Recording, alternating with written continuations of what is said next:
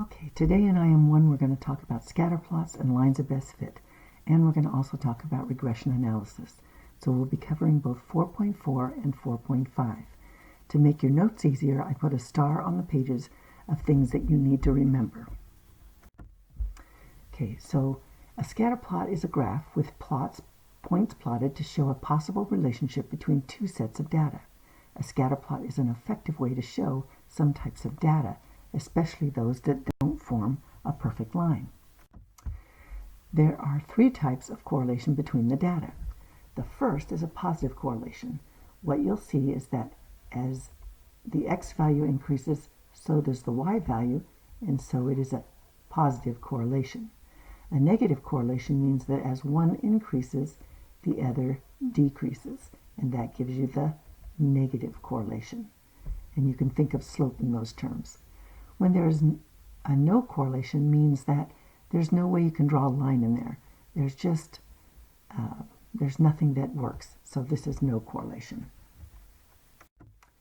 So identify the correlation that you would expect between the pair of data sets.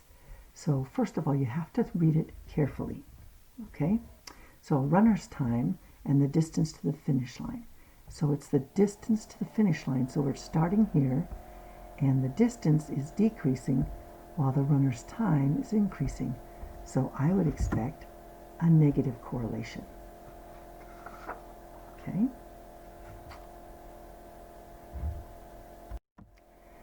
Identify the correlation, the average temperature in a city and the number of speeding tickets that are given. Okay, you wouldn't expect any correlation because the number of speeding tickets has nothing to do with the temperature in the city. The number of people in an audience and the ticket sales. Well, you would expect that as the ticket sales go up, the number of people in the audience is going to go up. So that should be a positive correlation.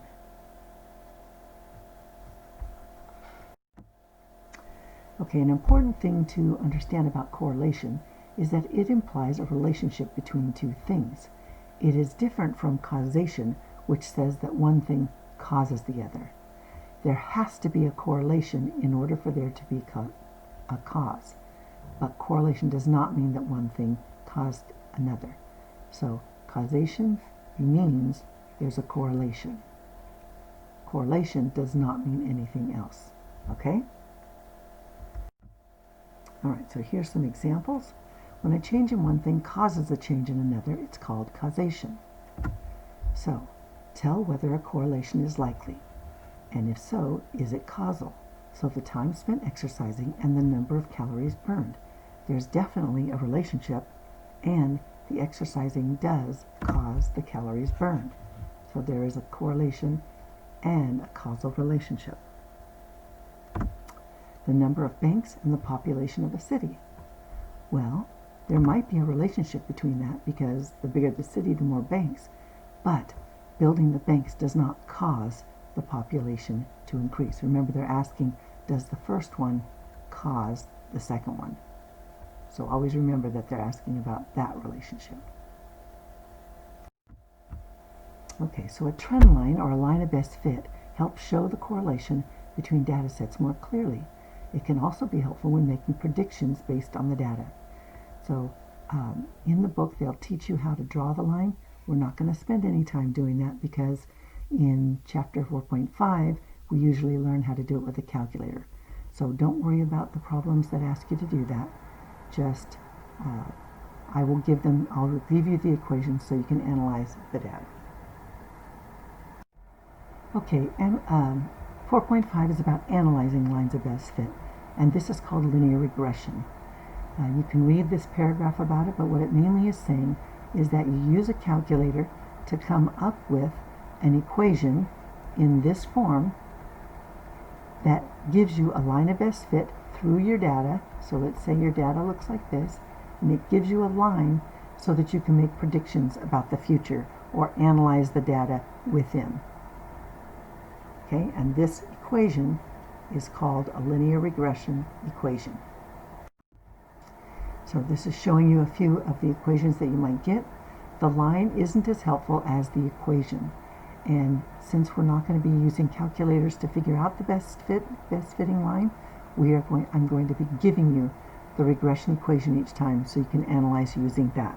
And that is much more accurate than saying, okay, if you exercise for 5 hours, I can expect my resting heart rate to be about 60. Okay, so if I use the regression equation, I'm going to get a more exact answer. Okay, so when you use a graphing calculator, which we'll hopefully learn when we get back to school, it gives you a model of linear regression. So this is the data that will come up on your graphing calculator. Notice that we want an equation that looks like this, which is exactly the same as y equals mx plus b. So when we put the equation together, we're going to use this information. We're going to say it's y equals your a, which is your slope, and let's just go to hundredths, x plus b. And it's your choice, depending on the data, how you would simplify these equations, what decimal you would go to. But this is just an example, okay? The more decimals you use, the more accurate you are. So remember, this is an estimated line of best fit, okay? This is not giving you actual data. The data was already given to you on your graph, okay? So that's the first thing that you're going to take from the information that you get on the calculator. The next thing we're going to learn about is the R value. Okay, this is the R value that we use. We do not use R squared, okay? So the R value is a piece of information that is between, so we're going to put R is between 1 and negative 1. The negative 1 applies, the negative R value applies to negative correlation, and the positive one applies to positive correlation. That's the only difference. The closer it is to 1 or to negative 1 means it has a strong correlation, which means that it is a really good line of best fit. What it means is the data, so let's draw a picture over here, the data is really close to your line of best fit. Okay, so if it was positive, the data would be really close to your line of best fit, or your linear regression line. It means the equation is a really good fit for the data. It means that your predictions are really good. Now, the closer you get to here, let's say we're in the middle here, like this graph, then it means that the data is kind of like this. It's still going down, but it's not as close to our regression line, and so therefore our predictions might not be as accurate as we would like. So that's why this is very important, because it tells you, is it a good regression equation? Is it going to give me good predictions? So here's a table or a graph that shows you the ages of American women at their first marriage. So we can see right here that in 1960 it was about 19 years old, and in 2010 it had risen to, wow, about 26. So we know that it's a positive correlation, and now we're going to explore that data a little bit. So here's the equation that we got from this table, and it's the data that we got from the page before. And the reason why I lowered it to tenths is we're talking about age, right? So we're not going to go out a whole bunch of decimals. All right, so what does this equation mean in the context of the problem? So the first thing we want to look at is the slope. The slope means, if you look at it, the age per year. So the age is going up, it's positive, going up about 0.12 or 12% per year, because X is our years. Okay, remember how we learned to interpret? This is what we're doing again. Okay, this, you would call it the age at the beginning of the study. And then always include the year. But you want to say the beginning of the study because maybe they didn't study it before. And so you would say 1960. And notice that this is year 0, this would be year 10, this would be year 20. Okay, so remember I told you before that when you're using years, you apply numbers, and the first year is year 0. And then this over here, this is the age of marriage. Okay, so this is kind of the marriage. This is the title of your graph. Okay, so here's an interpretation. It's the average age of American women at their first marriage goes up by about 0.12 per year, starting at the age of 19.8 in the first year of the data. So this is how you would word this, and you might want to write that down in your notes. It's how to explain it. So you talk about the slope and what it means, and the y-intercept, and what's this about, the subject. Okay, and you can see all of that in the data. Okay, there are 2 types of predictions you make with regression analysis. Notice I have a star here, so you're going to want to remember them. The first type of prediction is where we compare a piece of data to our line of best fit inside the data. So for this example, it would be within the years 1960 to 2010. And we just compare. The other kind is extrapolation. That would mean we make a prediction for after 2010, because that's our data end, or we could go back and compare our line of best fit to something before 1960. Okay, so that's extrapolation. So let's look at some examples.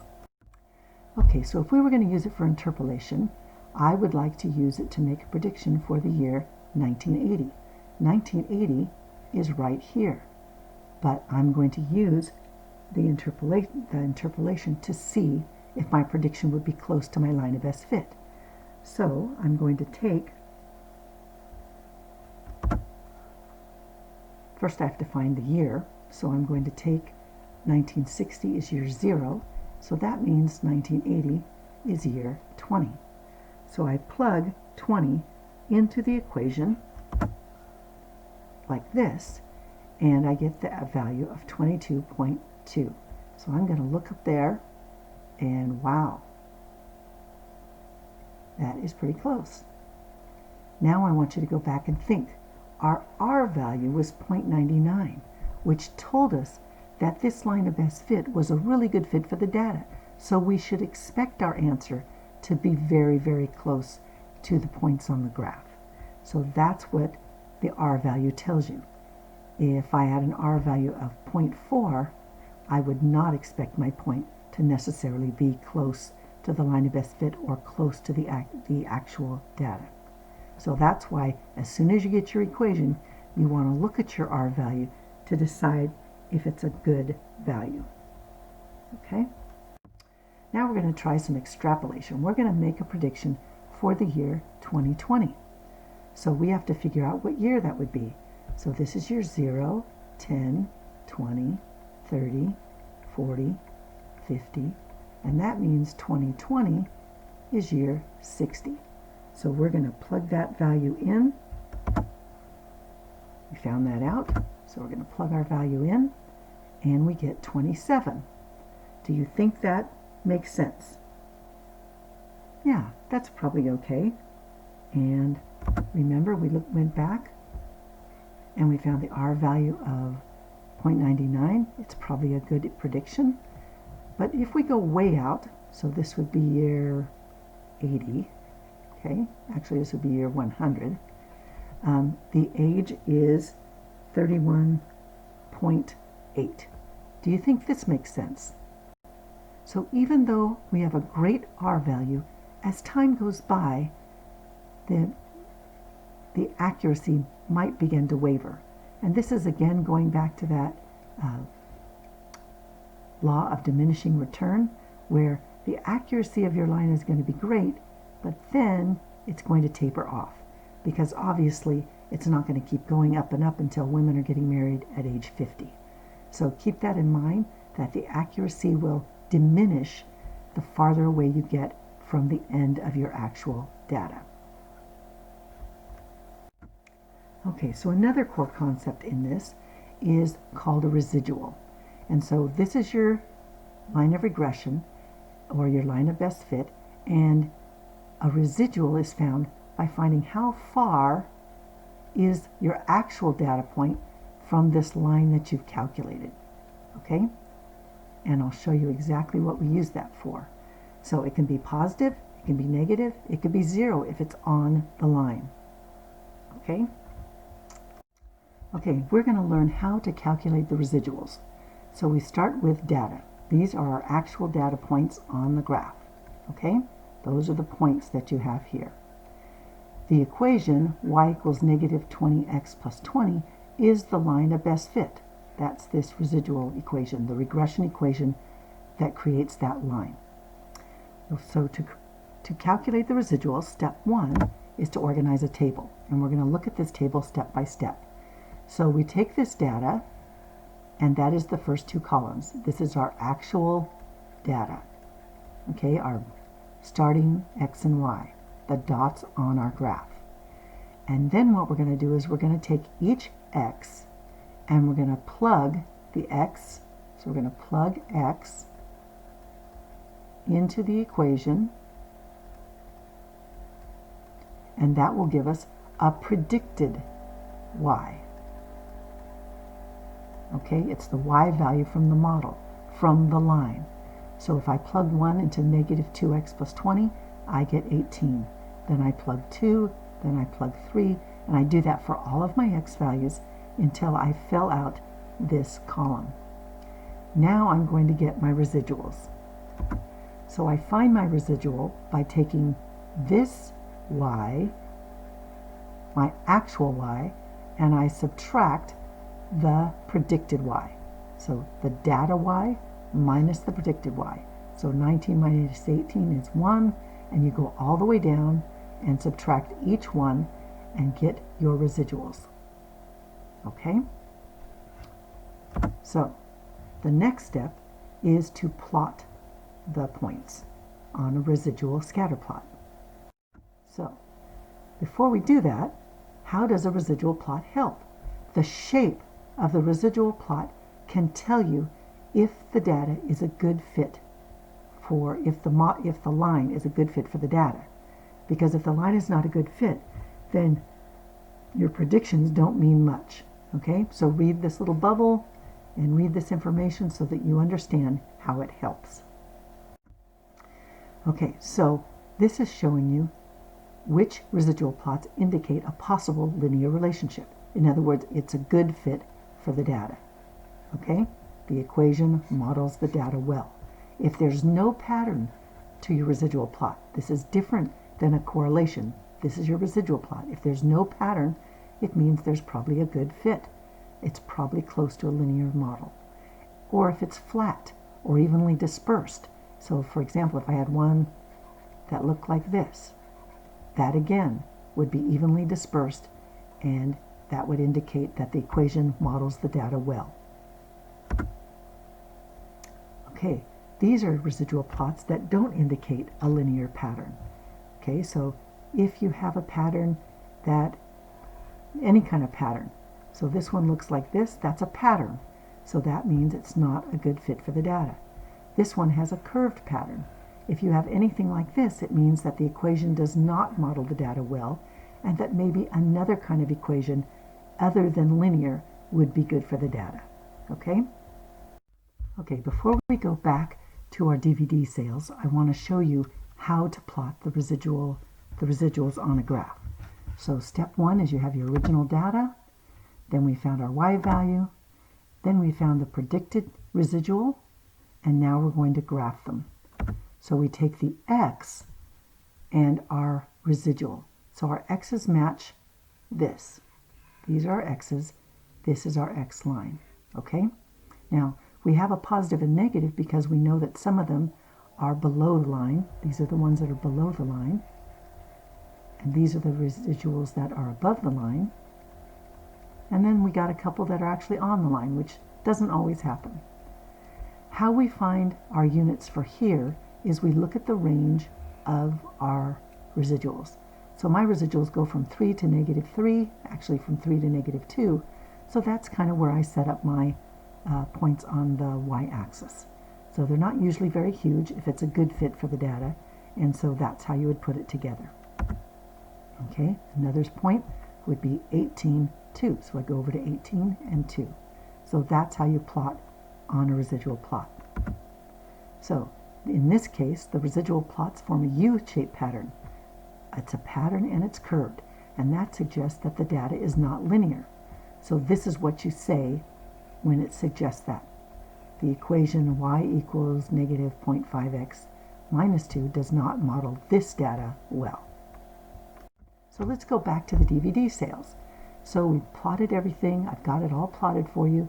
The range was between negative 1 and 1, and it looks like this. So I want you to think about that and think about what constitutes a good linear model, and what do you think? So the points are evenly dispersed about the horizontal axis. So the equation is a good fit for the data, and it probably has a linear relationship, close to a linear relationship.